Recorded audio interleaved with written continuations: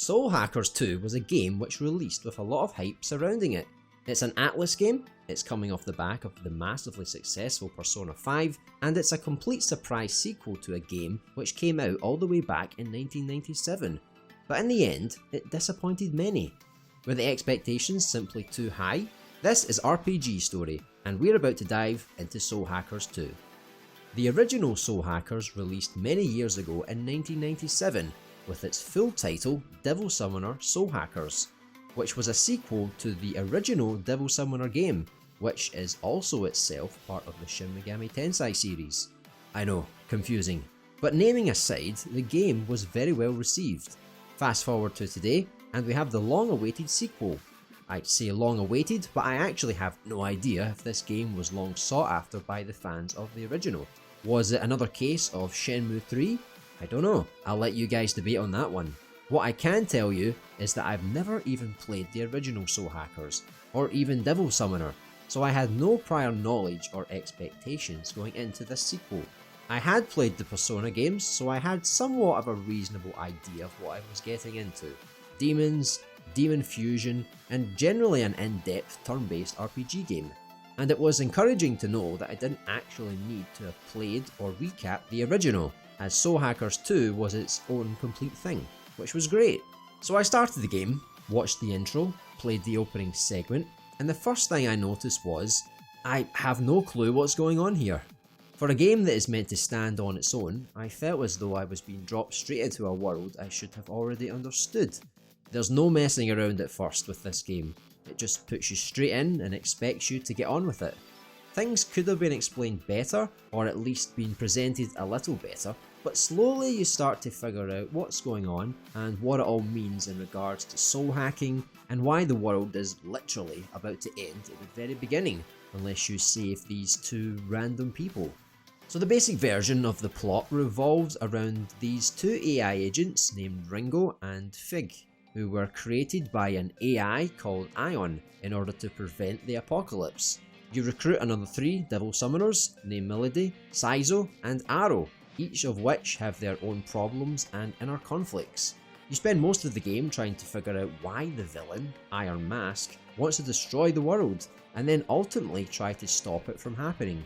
And that's as complex as it really gets. Sure, there are moments where you get to find out more backstory surrounding these cast of characters, but it's nothing too deep. There's enough to keep each of them unique and likeable, but nothing that really elevates them or the story in general. I think that's one of the key problems with the game, is that it's a little too vanilla. It plays things far too safe. It's almost annoying because I did really want to like the story, and the characters more than I actually did. I think there was a lot of potential here, and rather than simply saying the developers or writers didn't do enough, I'd rather ask why they didn't do more when they were so close to coming up with something a little more special. It's a game I wouldn't necessarily recommend for the story or characters, but at the same time I still had a soft spot for it all. I'm torn with frustration. But moving on to the good stuff, the battle system is excellent. Turn-based games may not be for everyone, but this one does a great job at keeping you on your feet as you decide on your best strategy for each encounter. I wouldn't say the game was hard on its default difficulty setting, but you do have to be aware of all the strengths and weaknesses involved. If you've played Persona or other SMT games, then you'll know what I'm talking about.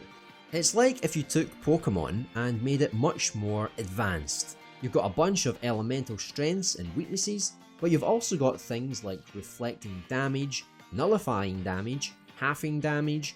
I mean, it doesn't sound so groundbreaking when saying it out loud, but in battle it adds a lot more thought in how you play. These stats are all determined by what demon, or persona as I kept calling them, you've got equipped to each character. They all have their own stats and movesets, and then on top of that you've got a bunch of fusion options to create new demons and combine their movesets to create some very diverse options. And from what I've heard, this game actually streamlines a lot of the combat compared to say Persona 5, which I can appreciate. I'm not sure if this was one of those added features, but regardless I'll mention it anyway. It's when you select a move and the game already tells you if any demon on the field is weak or resistant against it. It saves a lot of time having to remember what demon is weak to which element and so on. So for me, the battle system, the fusion of demons, it is the best part of the game, and part of the reason why I eventually got so hooked on the game to the point that I didn't mind that the story wasn't really delivering on anything special. The only other side to the game is the optional stuff, and aside from the bog standard quests, which are no more than kill X amount of this, collect X amount of that, there is a much more interesting segment known as the Soul Matrix.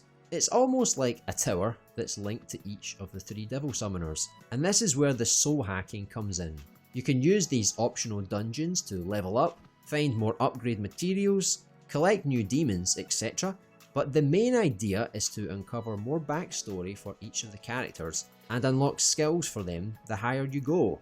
Throughout the game you can raise their soul level through dialogue choices and optional conversations, and once you reach the set level, you can unlock gates that will allow you to ascend further.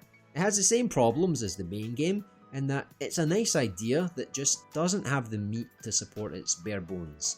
But it does give you a nice sense of completion if you like to dig a little deeper into what the game has to offer, even if the payoff will always be a tad underwhelming.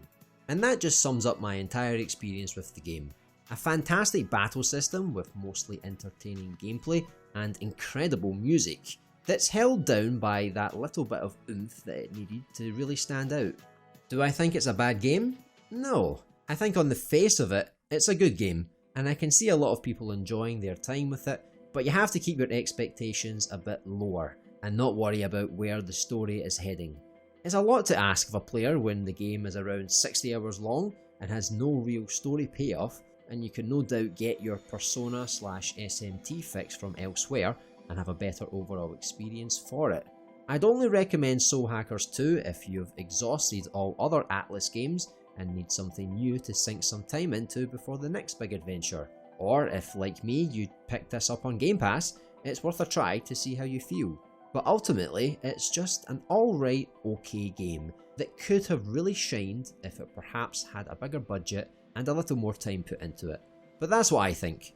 I want to hear about what you think now. Let us know down in the comments below what you think of the game, and if you have any alternative suggestions, I'd love to know. Thanks again for watching, please do share this video with your friends, and I'll see you in the next RPG story.